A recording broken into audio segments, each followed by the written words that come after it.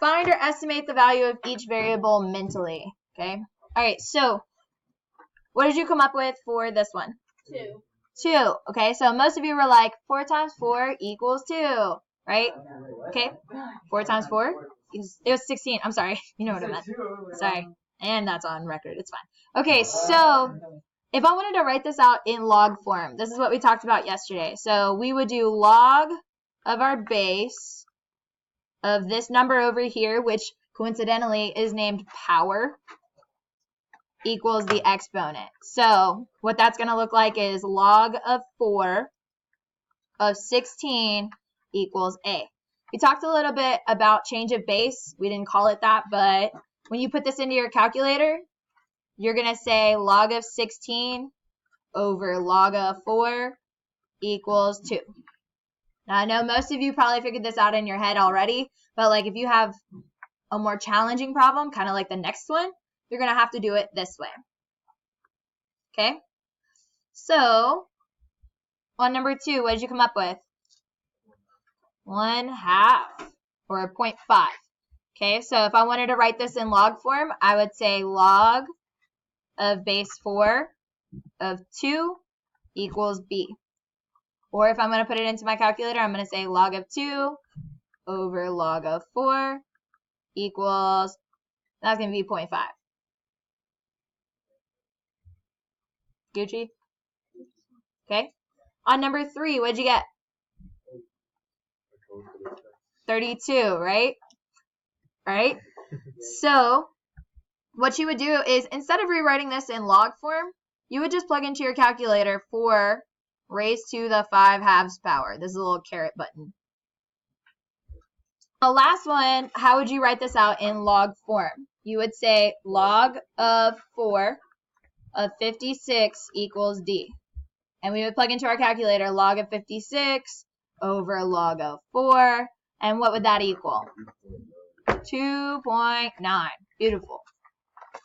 Questions over those? Okay, so back in the day, they used to make us memorize these tables.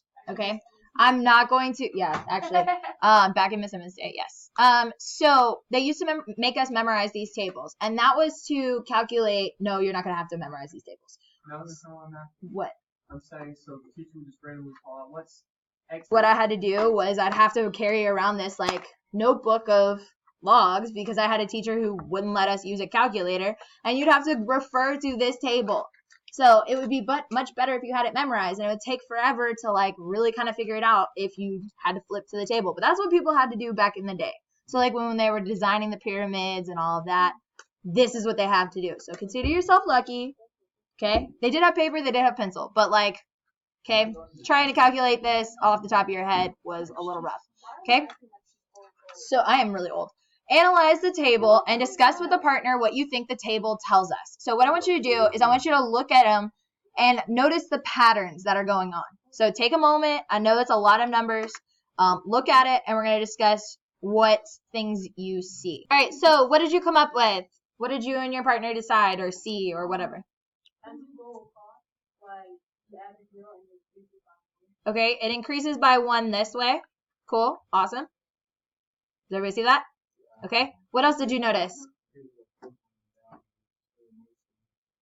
Okay, so slightly increases by 0.1 going downwards. Okay.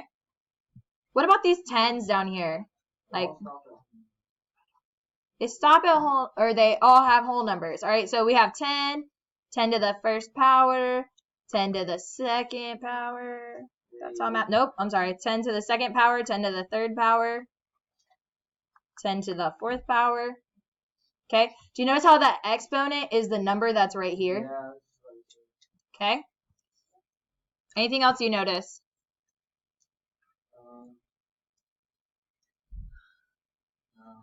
That's it? Okay, all right. So looking at number 2, use the table to find the values of the unknown exponent that makes each equation true. So what I want you to do is I want you to solve for W, Y, and Z on those problems. Use the table to help you.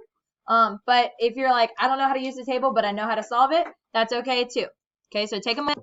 Okay, so we're going to use the table to find the value of the unknown exponent. So we're going to look at when x is 1,000, what was our y? Okay, so we saw that from the table right here, right? So we're going to say W equals 3. The way we do it, without using the table, because we're special, right, is we're going to say log of 10 of 1,000 equals W, right? And the way we put it in our calculator is we say log of 1,000 over log of 10. Makes sense? Okay, so let's try the next one. So when x is 9, what was y? When x was 9, what was y? It's all the way there. Okay, 0.9542, right?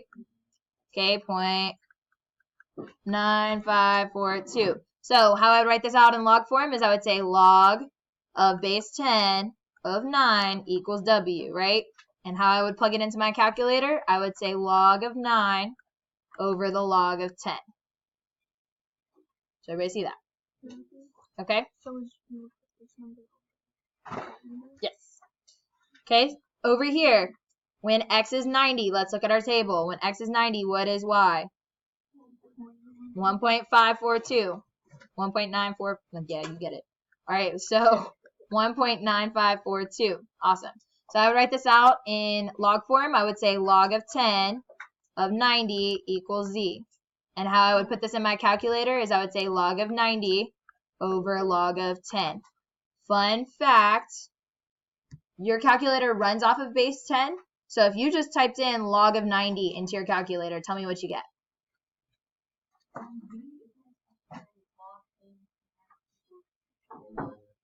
Okay, so if you plug that in, you're going to get that 1.9542. I can't say that number.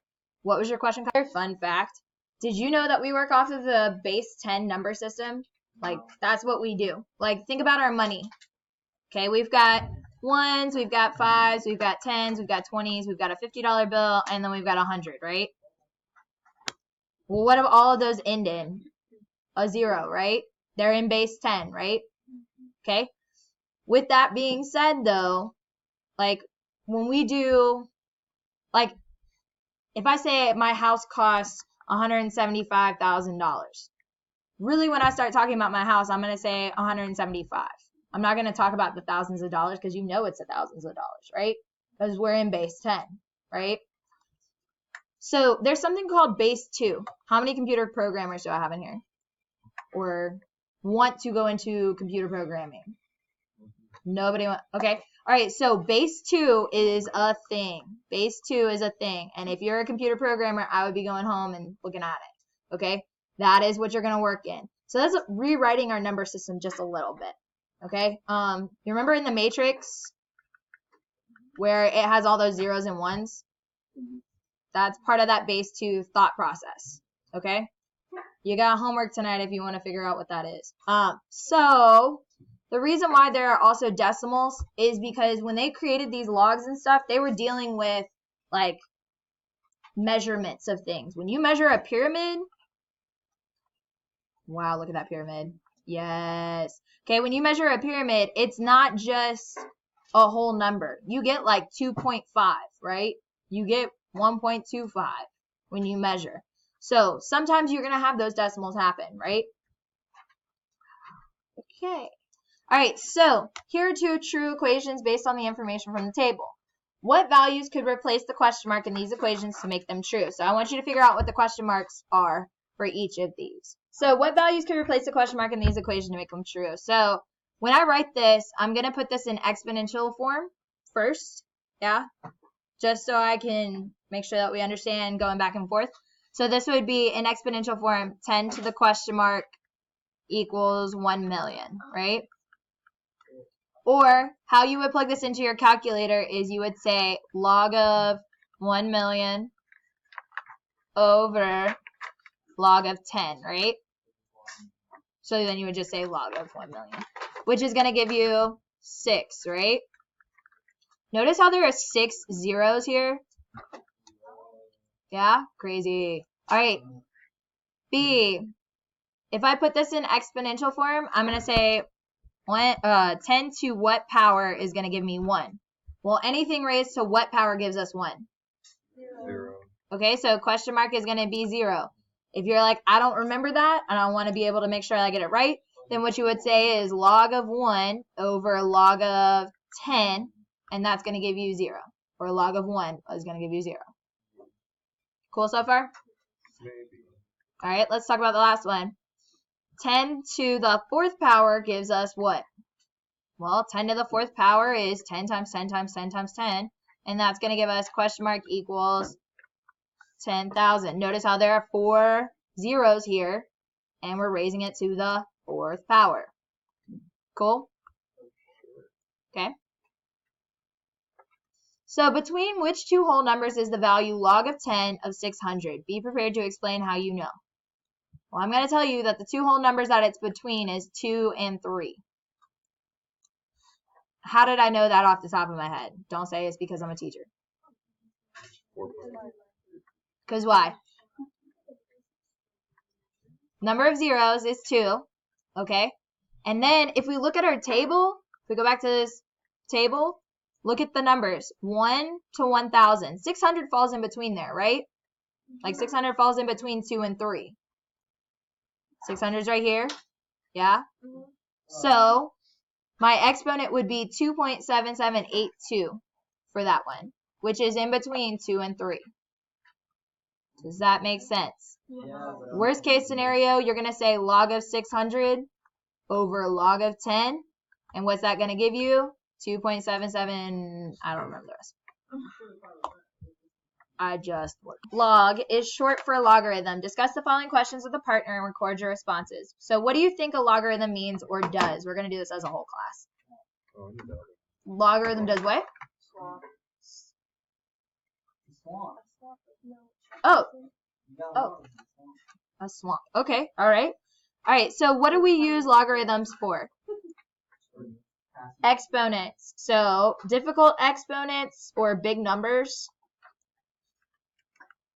Because really logarithms are supposed to just like help us with with difficult things. Like for instance, if I say 5 to the x equals 25, you're all going to be like x equals 2. But if I say 5 to the x power equals 23, you're going to be like, no, I'm not doing that, right? Like that's what you're going to say. So logs help us solve those kind of difficult problems. Okay? Next to log is a subscript, a number or letter printed smaller and below the line of text. What do you think the subscript tells us? So if I say log of 10 of x equals 5, what does this little 10 tell us? What base we're in, right? What base we are in. And so kind of like what number system are you using? Okay?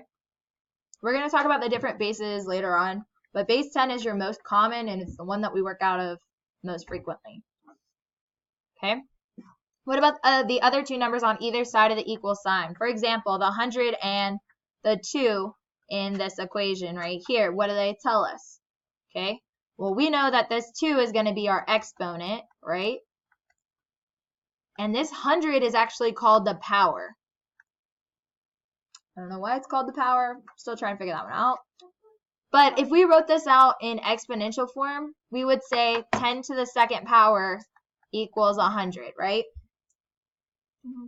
Yeah, did everybody see how I did that real quick? So what I did was I took my base, I wrote my exponent, and then I wrote the number on the other side.